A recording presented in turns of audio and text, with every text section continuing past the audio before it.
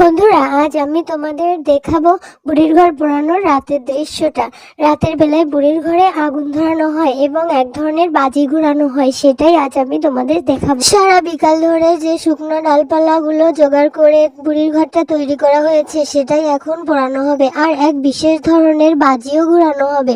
বিশেষ এই বাজিটা তৈরি করা হয় বট গাছের শিকড় এবং খেজুর গাছের বাকল আর নারকেলের আঁচা দিয়ে। বাজিটাতে আগুন লাগানোর পর ঘোরানো হয়, আর ঘোরানোর সময় আগুনের অজস্র ফুলকি ঝরে ঝরে পড়ে চারিপাশ দিয়ে, দেখতে খুবই সুন্দর লাগে। খুব মজা করে আমরা সবাই মিলে বাজি ঘোরালাম, আর মাঠে ছিল জল, জলের ভেতর নেমে বাজি ঘোরাতে তো অনেক আনন্দ লেগেছে। সবাই মিলে খুবই আনন্দ করে রাতটা কাটালাম। বন্ধুরা, তোমাদের কাদের কাদের এলাকায় এই উৎসবটি পালন করা হয় প্লিজ কমেন্ট করে জানিও। আমাদের গ্রামে প্রতি বছরই এই আলোর উৎসবটি করা হয়। আমার খুবই ভালো লাগে, অন্য সব উৎসব থেকে এই উৎসবটি আমার কাছে একটু বেশিই ভালো লাগে।